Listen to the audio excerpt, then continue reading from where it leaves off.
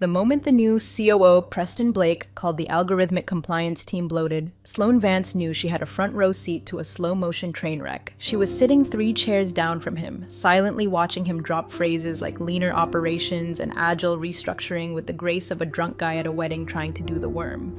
No one laughed except him. He grinned like he just invented Excel. If you want to know more about me, my link is in the description.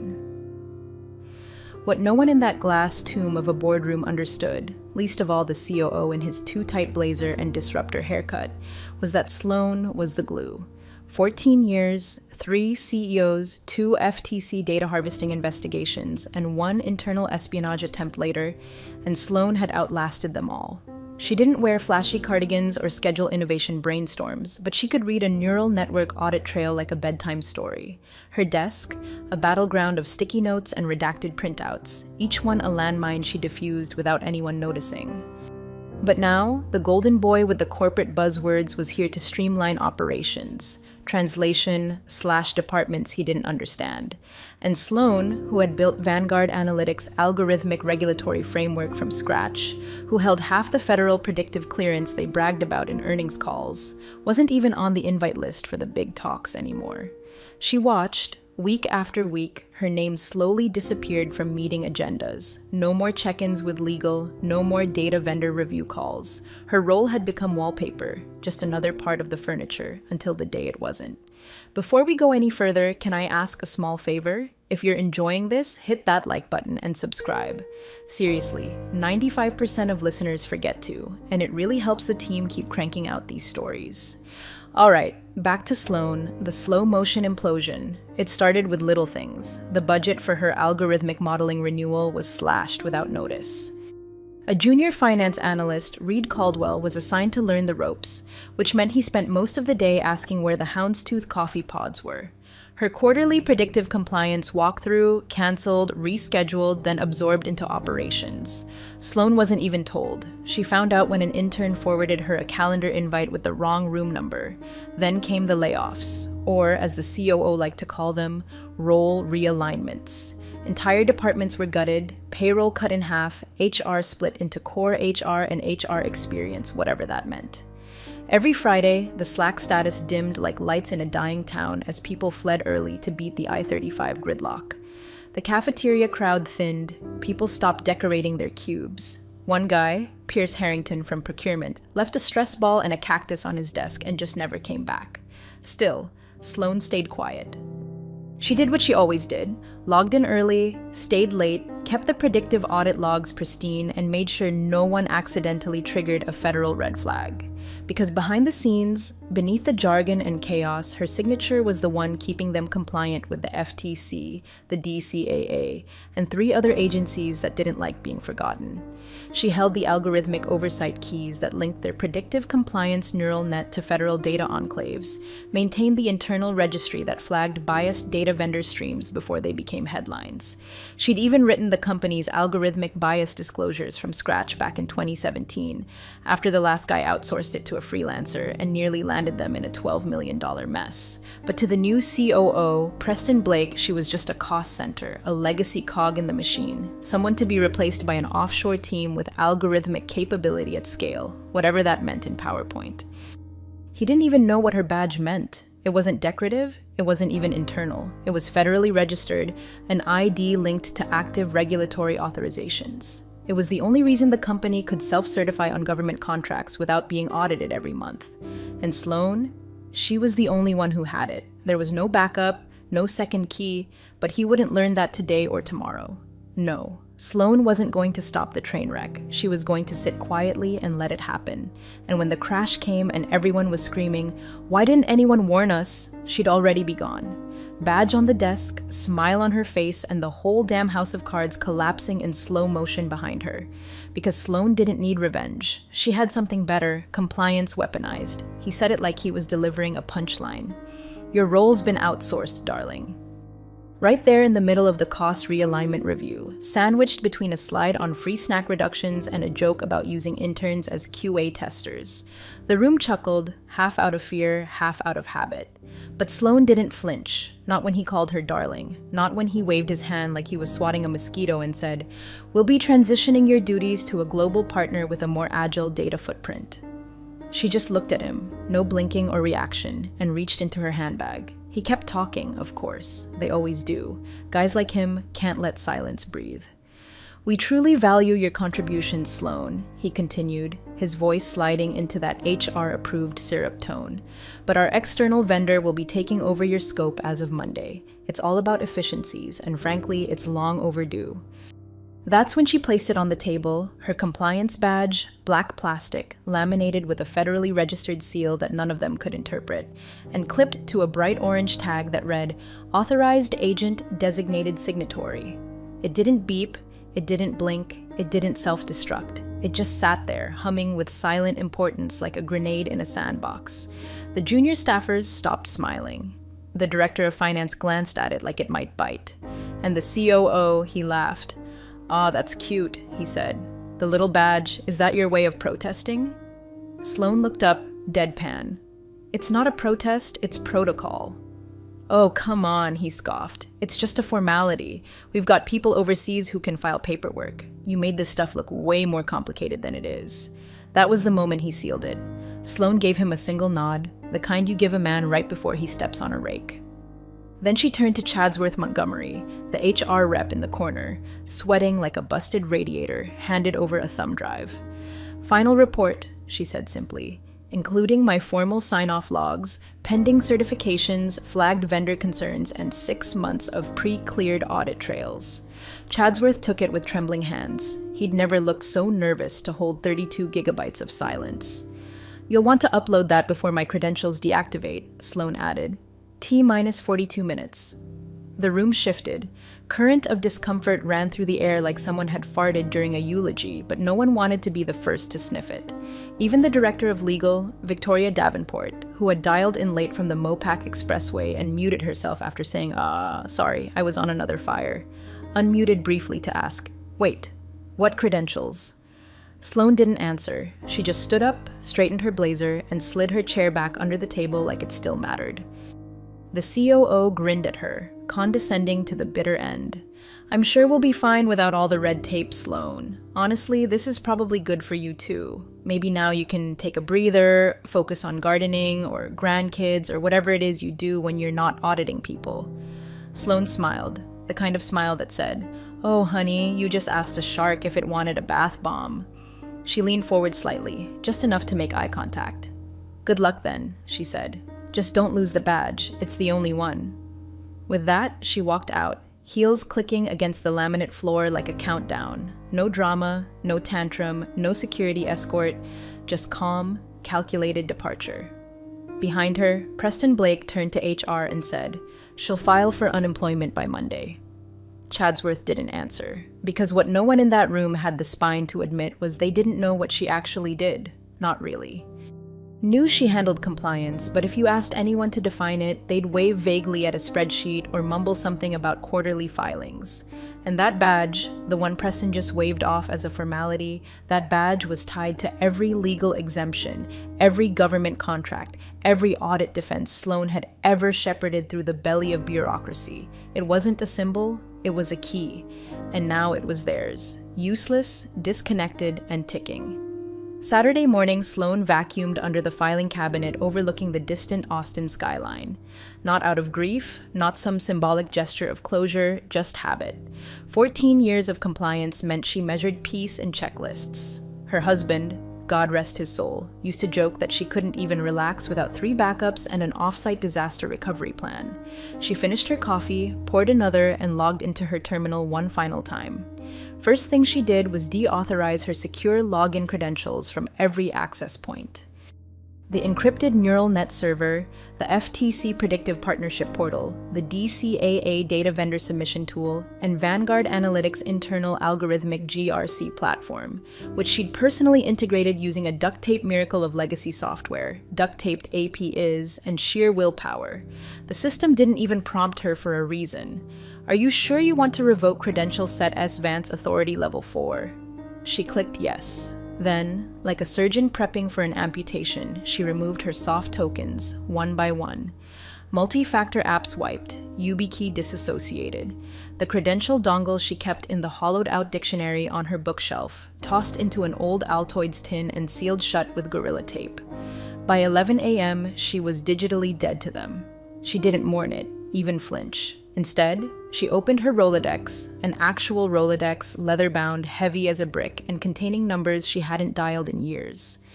She flipped past former vendors, one incompetent CEO, and a dog-eared card labeled FTC Grant Montgomery, ask about softball game. She stopped a name written in all caps. Quinn Gallagher, OIG liaison/do not use unless fire. Sloan picked up the landline. Quinn, she said when the voice answered.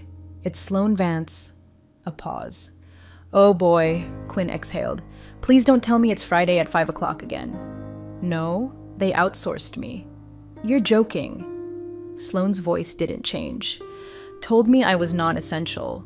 Took my badge, rolled my function into a third-party vendor with no domestic credentials. Quinn groaned. Oh, Jesus, Sloan, I've already removed myself from all active authorizations. My credentials will register null on your end by Monday morning. Silence. Quinn said, Do I need to pull the exemption ledger? I would. Quinn sighed somewhere between exasperation and awe. You always said they didn't understand what you were holding together. They never read the footnotes, Sloan said, sipping her coffee. Anyway, just wanted to make sure OIG wasn't caught off guard when things start slipping. They're not going to survive this, Quinn muttered. Not if those exemptions are still tied to your designation. They are, and they were. 5 years ago, Vanguard Analytics had royally botched a federal filing, missed a deadline, submitted outdated contractor information, and nearly triggered an FTC field audit that would have gutted their defense contracts. Legal panicked. Finance threw up their hands. The then COO took a mental health sabbatical mid-crisis.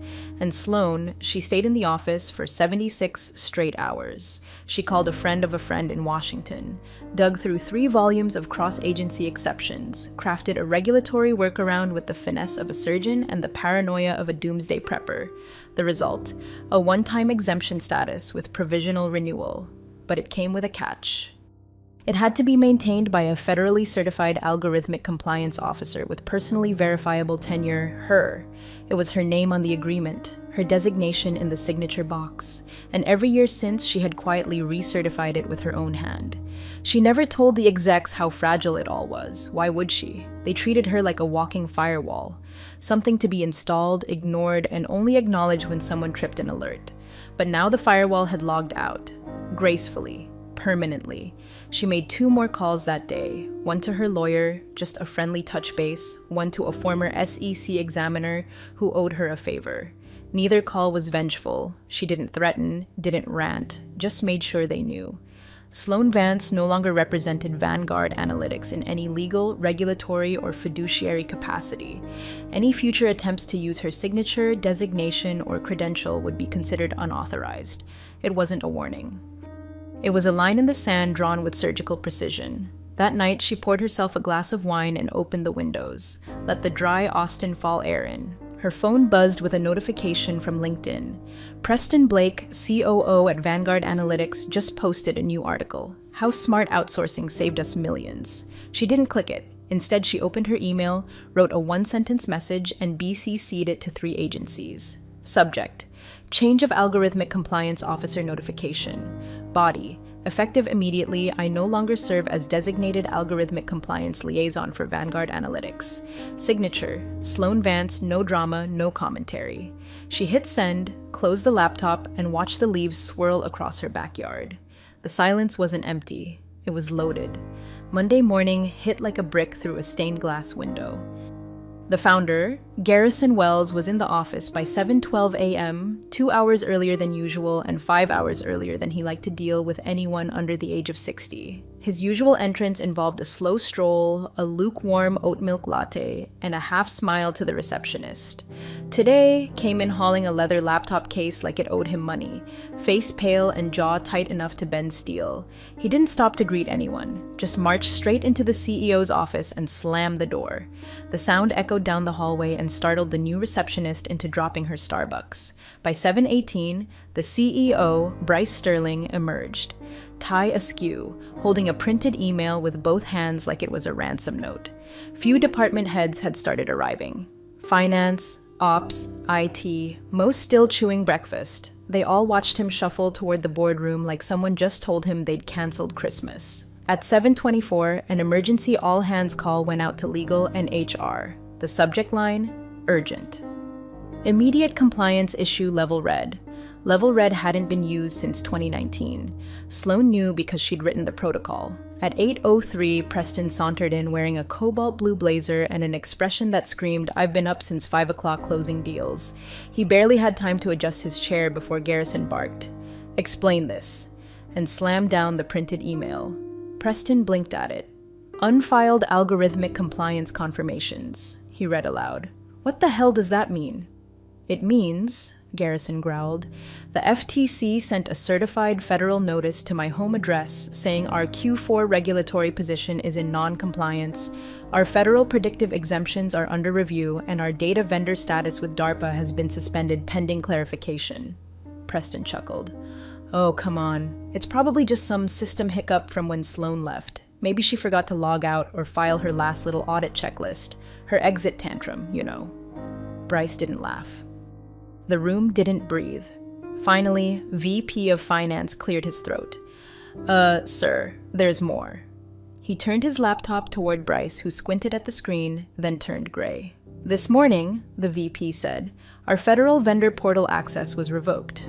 All of it. We've been locked out of the SAM.gov predictive submission site, and we can't log into the neural net audit portal to retrieve the September clearance. The badge ID on file, Sloan's, is marked inactive." Preston leaned back in his chair, waving a dismissive hand. "So, reactivate it." "We can't," the VP said. "Her badge wasn't just a company credential, it was a federally verified algorithmic compliance liaison ID." He paused, letting the words hang. "She was our designated compliance officer, the only one registered across all contracts." The silence cracked. Bryce slowly turned to Garrison, who was already rubbing his temples like he had a migraine that could sue. "You mean?" Bryce asked. "She was the only one legally allowed to file our quarterly reports." "Yes." "And sign our self-certifications." "Yes."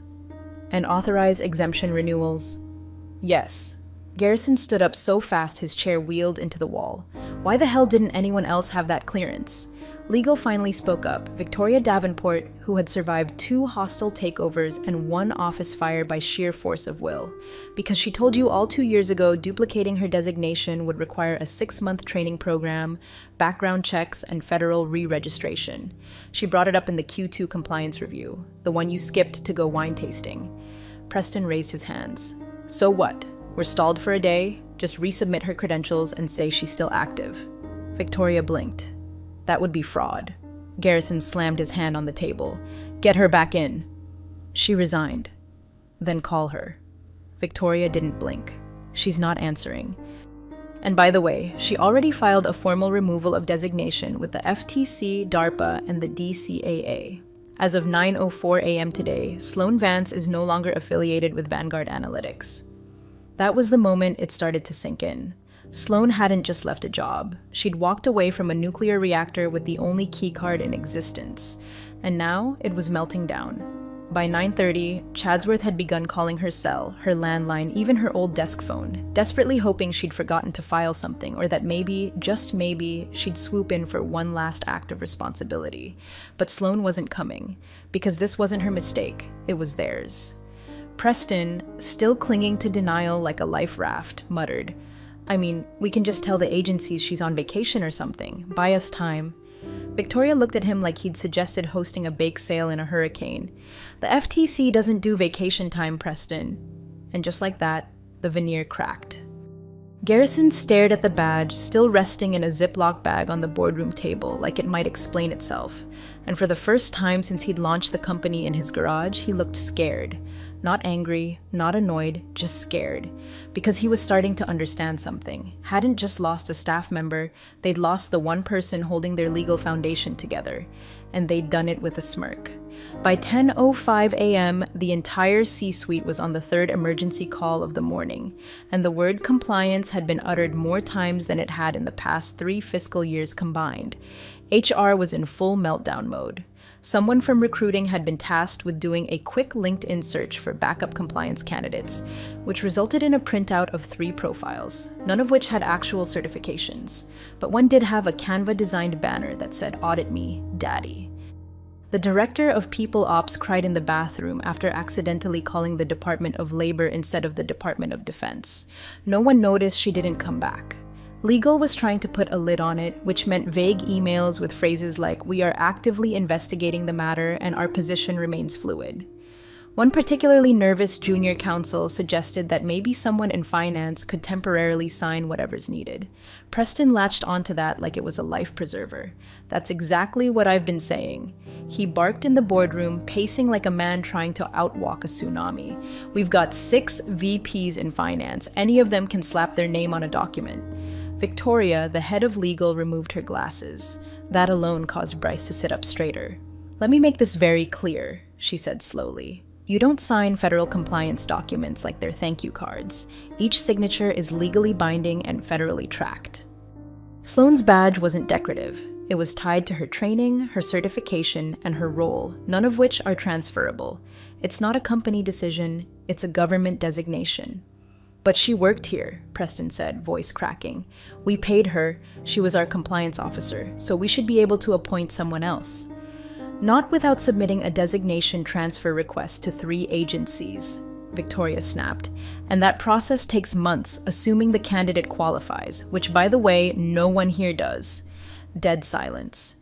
Garrison, now white as printer paper, rubbed his temples like he was trying to erase the past 12 hours. "Call the board," he muttered. "Now." At 11:30 sharp, the emergency board meeting began.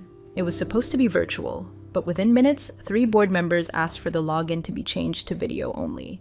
Nobody wanted their face associated with whatever this was. Bryce began with the usual corporate song and dance. "We've encountered a brief administrative bottleneck regarding federal reporting," he said, smiling too hard. "But rest assured, we're already working with legal to navigate a smooth transition of responsibilities." A board member interrupted. "Who's the acting compliance officer?" The smile twitched. "Well, we're exploring several internal pathways now." "Who currently holds the federal designation?" Bryce blinked, looked at Preston, then at Victoria. Victoria turned on her mic. "No one." The word hung there. "No one?" repeated another board member. "You're telling us you terminated your only federally authorized liaison without a transition plan?" Victoria's voice was cool, flat, surgical. "She wasn't terminated, her role was outsourced by the COO without consulting legal or compliance." The camera feed flicked to Preston, who suddenly looked very small in his very expensive chair. One of the board members sighed audibly. "What happened to her badge?" "She turned it in," said Bryce. "Left it on the table." "And you thought that was just symbolic?" "She didn't say anything," Preston snapped. "She didn't raise a red flag. She didn't scream, 'Hey, if I leave, the government's going to shut us down.'" Victoria turned her head slowly. "She didn't scream because she had already told you multiple times in writing that she was the sole registered officer, and that her designation could not be substituted without months of training and federal clearance." "I thought she was exaggerating," Preston shouted, voice climbing. "She made it sound like no one else could do her job, and I just—" The board member interrupted again. "Can they?" Silence. "No," Victoria said. "They cannot." The call stayed quiet for a long moment. Then another board member cleared their throat. "To be clear, we have no one legally authorized to interact with federal systems. We're in active breach of at least 3 compliance contracts, and our government reporting status is—" "What?" Victoria didn't blink. "Suspended, pending investigation." "And there's no backup?" "No." "So who the hell thought outsourcing the one federally registered employee on staff was a good idea?" Preston tried to speak, but no sound came out. In the background, Garrison slowly sank into his chair like he was trying to escape into the carpet. Then came the real blow. Victoria spoke again, voice low and cold. "And I'd recommend against assigning anyone else to file in her name. Doing so without proper authorization is a felony under federal law." The room, virtual and physical, went still, because for the first time since that smug Friday dismissal, it dawned on every person in power what they'd done. They didn't just let Sloan go. They'd pulled the keystone out of their legal architecture and expected the building to stand. Now it was swaying, cracking, and there was no one left who could hold it up. The first cancellation hit just after lunch. It came in the form of a curt email from a Tier 1 government vendor, a contractor tied to multiple high-security tech transfers. Subject line was brutal in its simplicity. "Immediate hold on all active engagements, compliance breach." The email didn't mince words. As Sloan Vance was listed as the sole compliance authority on record for all joint operations and her credentials are no longer active, we are suspending all deliverables, payments, and collaboration until further notice. Please consider this a formal breach notice as per Section 4.2 of our agreement. 2:15 p.m., two more vendors followed suit. One of them had been negotiating a multi-million-dollar extension. Now, their tone had shifted from excited to collaborate to consulting legal. The CFO was summoned into the boardroom like a substitute teacher walking into a food fight. He came armed with spreadsheets, printouts, and that panicked optimism people get right before realizing they're off rope. "Okay," he began, buttoning his collar like it might help him breathe. "Here's the thing. Yes, Sloan's absence created a gap in our compliance cycle, but we have internal controls that can manage continuity in the short term." "Show me," snapped Garrison. The CFO turned his laptop around and clicked into the neural net audit portal, or rather tried to. The screen blinked, then froze. A warning flashed. "Access denied. Credential mismatch. Valid signature required S. Vance." He tried again. Same result. Then opened a different tool, the algorithmic GRC platform where risk events were logged. Another block. Then the encrypted archive of vendor contracts. Nothing. Finally, from the far end of the room, a voice spoke, quiet, barely audible over the rising buzz of panic. It belonged to Hayes Covington, a soft-spoken IT engineer most people forgot was even in the room. His badge said Systems Engineer Roman II. Sloan always called him the guy who actually knows what's going on. He cleared his throat.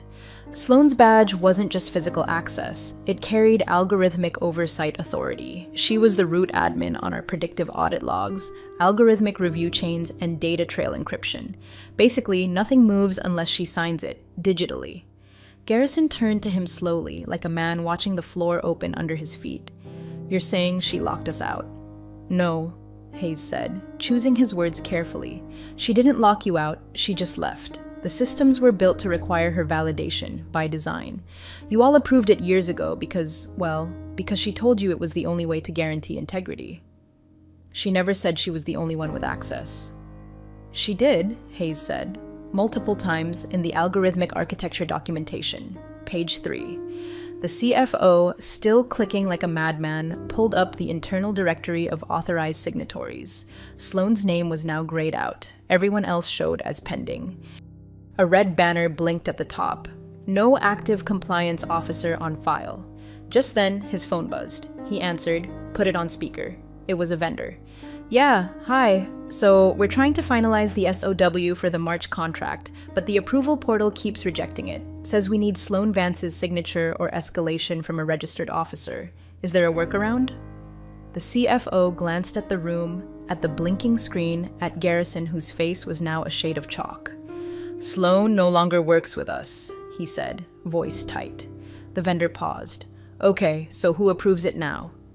The silence in the room was deafening. The call ended awkwardly with the vendor saying they'd be looping in legal for guidance. By 4 p.m., procurement reported that 5 deals had stalled. At 4:20, the contracts team confirmed that DocuSign refused to complete 3 legally binding forms because they were all routed through Sloan's federally backed key. By 4:45, the Department of Defense contractor on Project Blackbird. Their message, brutal. Per our compliance terms, removal of a designated compliance officer without an immediate replacement constitutes breach. Your internal status has been flagged. We are notifying oversight partners and suspending all access effective immediately." Garrison read it twice. Then he stood, hands braced on the edge of the boardroom table like he might flip it. "We can't fix this by tomorrow." Victoria from legal didn't even look up from her laptop. "No," she said. "Can't even log into the system to begin fixing it." Bryce tried to inject optimism. "Okay, look, we still have some cards to play. Maybe we contact Sloan, explain the situation, offer her a contract just to restore access for a few weeks while we—" "She's not answering," said Chadsworth. "We've called, emailed, even had someone drop by her house. Nothing." And then came the kicker. Hayes, the quiet IT guy, pulled up a system log from 3 days ago. "Just so you know," he said, "Sloan didn't sabotage anything, but she did revoke her soft tokens, disassociate her YubiKeys, and scrub her biometric backups. Which means," he looked around the room, "there's no going back." One final email hit Garrison's inbox at 5:12 p.m. It was from a subcontractor that had worked with Sloan for nearly a decade. The subject line read, "Who do we talk to now?" Body was one sentence. "We were told Sloan had to approve that, but no one's approving anything now." Garrison closed the laptop, and for the first time all day he didn't yell. He just whispered, "We're screwed." Garrison's office looked like a war zone by Tuesday morning. Empty coffee cups, a tie flung over a lamp, and one of those fancy ergonomic chairs pushed halfway into the drywall like it had taken a punch. He hadn't slept.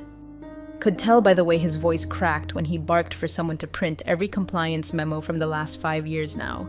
He was hunched over his desk, scanning a stack of old PDFs like a man sifting through rubble, trying to find the last beam holding the house up. His assistant, eyes wide, whispered to a colleague outside the door. "He just canceled his golf trip. I've never seen him cancel anything." At 9:47 a.m., his highlighter froze over one line in a 2019 document titled Memo, Non-Transferability of Compliance Controls Clarification for Executive Leadership. It was authored by one Sloan Vance. The section he'd circled twice now, once in yellow, then in red, read, "Per existing federal agreement terms, the designation of Designated Compliance Officer DCO is non-substitutable without full reauthorization through the issuing agencies. The structure is intentional. It is built to prevent unauthorized substitution or fast-track delegation by corporate officers not trained or certified for federal audit systems. Any change to this designation without proper federal coordination shall constitute an immediate breach of contract." And just beneath it, in bold, "This framework cannot be overridden by internal corporate policy. Executive assumption of these duties without recertification may constitute a felony under Title 18, Section 1001. Garrison dropped the highlighter. He stared at the memo like it had just insulted his mother. All this time, he'd brushed off Sloan as just another long-timer, part of the old guard, the over-prepared type who color-coded folders and overused bold fonts.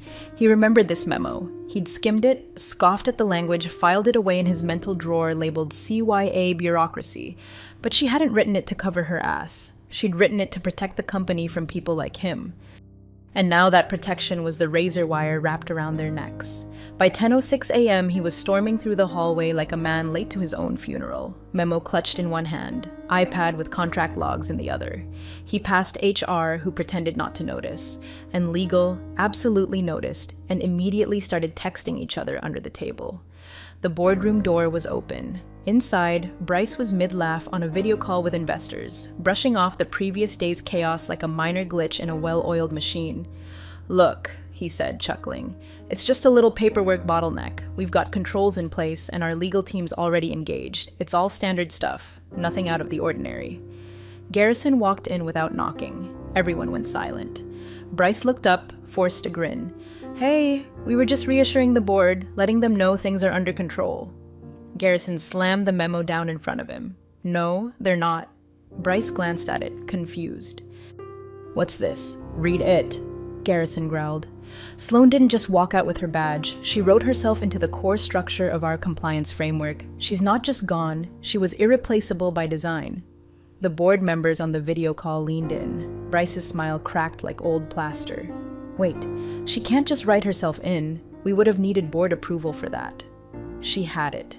Garrison tapped the bottom of the memo. Signed by me, 2019. I was advised to approve it after that FTC fire drill we nearly didn't survive. That was years ago, Bryce said, laughing nervously. Surely we can find a way to bypass, can't we? Garrison's voice dropped to a deadly calm. She was the system. He pulled up a file on his iPad, a network map showing the chain of compliance nodes throughout the company's infrastructure. At the center, one name pulsed in blue, S. Vance. That name links to every exemption, every audit log, every government-facing document we've submitted for the past 5 years. Without her validation, the entire framework is considered compromised. Legally, financially, federally. Board meeting unraveled. One investor on the call unmuted. Are you saying we don't have a company anymore? No, Garrison said. I'm saying we don't have a legal entity recognized by the federal government anymore. Someone else whispered, Oh my God. Bryce just blinked. So, what do we do? Garrison looked down at the memo again, then back at the blinking node on the iPad. He didn't answer because he didn't know. Because Sloan hadn't built the system to be user-friendly. She'd built it to be secure. Bryce swallowed hard. Maybe if we get her back. Just temporarily. Garrison shook his head. We already offered. She's not answering. She knew exactly what she was doing. And that's when the panic finally set in. The kind that doesn't make you scream or cry. The kind that sinks into your spine and whispers, you did this to yourself. The email came in just after noon. Didn't arrive with a dramatic chime or a blinking red alert, just a quiet ding, buried among 100 other unread messages in the CEO's inbox. But as soon as Victoria from legal read the subject line over her shoulder, the room fell silent. Subject: Formal notification, breach of agreement protocol compliance suspension. Pending review, the message was from the Office of Inspector General. No frills, no soft landings.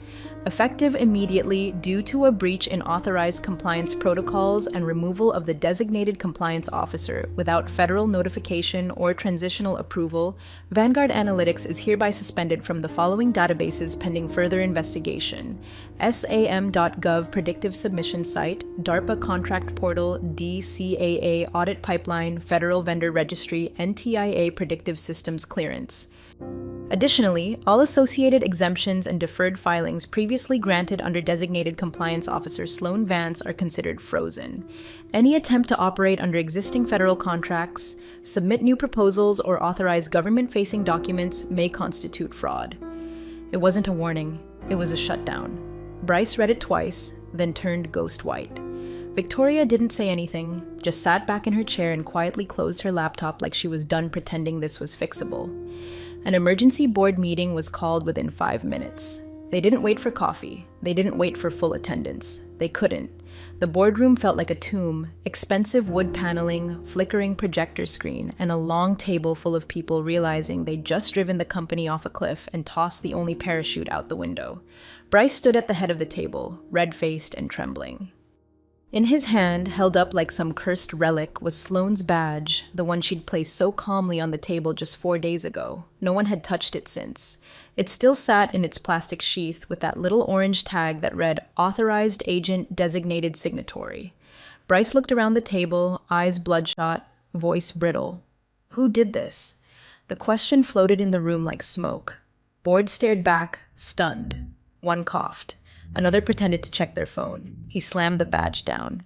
I said, Who did this? No one answered. And then Garrison stood up so fast his chair clattered back and slammed into the wall. His face was pale, his eyes locked on the badge like it was glowing hot.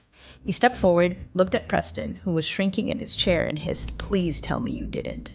Preston stammered, Well, we just realigned. Department was bloated and the consultant said, Consultants? Garrison roared. You fired our only federally authorized officer because some 28-year-old in a WeWork sent you a slide deck. I thought she didn't say it didn't seem like because she knew you wouldn't understand. Victoria cut in, voice flat as a guillotine. She told you. You ignored her. You wanted someone cheaper, someone streamlined. Now we're delisted, deauthorized, probably under investigation. The room spiraled. One board member muttered, We're going to have to disclose this. Another whispered, Our stock options are toast. The head of procurement groaned, Jesus Christ, I just signed a deal with the Navy last week. And then came the dagger. Bryce looked at Victoria. Can we reverse it? Get her back in. Just long enough to sign the exemptions. Victoria didn't answer right away. Then she opened her laptop, pulled up a file, and spun it around. Sloane's formal disassociation letter. Effective immediately, I no longer represent Vanguard Analytics in any compliance, regulatory, or fiduciary capacity. All certifications tied to my designation are hereby considered null. I have notified relevant federal bodies of my removal. Signed, time-stamped, already acknowledged by 3 agencies. Victoria looked up. She made sure there's no door left to knock on. Badge still sat on the table, lifeless. But now, everyone finally understood what it was. It wasn't ceremonial. It wasn't just plastic and laminate. It was the keystone, the thing keeping the entire structure from crumbling, and they tossed it aside like a gym membership card. Garrison slumped into his chair. No more yelling, no more bargaining, just silence and the badge. Cold, still, sitting there like it had been waiting for this moment all along. Collapse didn't come with a bang. It came with a cascade of failed logins. By 7:42 a.m. Wednesday morning, the company's internal compliance portal had locked out every active user. Attempts to access the audit trail returned a system error. Signature authority not found. The encryption keys Sloane had held, keys embedded in every certification, every contract, every exemption, were now ghost data. Not deleted, just unreachable. Systems were intact, but the gatekeeper was gone. By 8:10, Treasury froze incoming government payments, flagged for non-compliance due to invalid signatory authority. Vendor portals flagged Vanguard Analytics as inactive. The DARPA dashboard labeled them delisted pending investigation. One by one, the systems that had hummed quietly in the background for years now blinked red. By 9 o'clock, finance confirmed the worst. 6 federal contracts had entered automatic breach status, the funding attached to each frozen, and then the emails started from contractors, from government liaisons, from watchdogs, and oversight reps. Each one asking the same question in varying shades of polite panic: "Who is your acting compliance officer?" There was still no answer. At 10:32 a.m., Preston went live on an internal company town hall. His face was tight, voice clipped. Behind him was a tasteful bookshelf no one believed he actually used. "Let me be clear," he said. "This is a transitional hiccup. The systems Sloane built were overly complex. We've inherited a mess, but our team is already working on a permanent fix. And while it's regrettable that she left without notice or consideration for the wider team, He didn't get to finish. Because at that exact moment, Victoria from legal disconnected him from the stream. Not a glitch, just quiet, deliberate termination. She walked into the war room and set a thick binder on the table, the words "Internal Risk Response Legal" only stamped across the top. "No more spin," she said. Sloane did nothing wrong. She didn't sabotage. She didn't break contract. She gave notice. She deactivated her access legally, and she told us multiple times that her role was non-substitutable. The room was quiet. Trying to smear her publicly, Victoria continued, wouldn't just be unethical. It would trigger defamation clauses tied to her federal agreements, which would in turn trigger even more federal oversight. Preston went quiet after that. No more town halls, no more press blurbs, just a rapidly shrinking LinkedIn presence and the faint smell of sweat in the boardroom. By noon, 6 board members had requested emergency legal counsel. One had already started pulling out of his equity agreement. CFO tried logging in again. Nothing. The procurement director reported that 2 more defense contractors had withdrawn overnight, citing compliance volatility. The head of HR resigned at 3:04 p.m. And at 3:47, in an office with the blinds drawn, Garrison stared down at his phone, thumb hovering over the call button. He didn't want to do it. He shouldn't have had to. But there was no one left to call. He tapped her name. It rang once again, then to his surprise, it picked up. "Sloane?" he said, voice quiet. A pause. "Yes." She sounded calm, unmoved, like she already knew exactly what was coming. Garrison exhaled. "I won't keep you. I just need to know something." Another pause. He swallowed, then asked, "Did you disable the core?" On the other end of the line, Sloane was silent. Then softly, with just the faintest smile in her voice, she replied, "No, I just took my name off it." Click. Was it no threats, no begging, no deal, just the quiet confirmation that they hadn't been running a system? They'd been running her. She had been the encryption key, the compliance map, the legal shield, the audit trail, the voice the government actually trusted. The only person in the entire building who understood that control isn't about noise, it's about structure. Quiet, invisible, indispensable structure. And they outsourced it for a quarterly bonus. By nightfall, the lights in the building still worked. The phone still rang. But the heart of the company, the thing that kept the wolves from the door, was gone. And it wasn't coming back. Sloan didn't burn the house down. She just took her name off the deed and watched the storm do the rest. Thanks for joining the fun, you office survivors. Subscribe for more switch-flicking drama. Let's make your former coworkers sweat.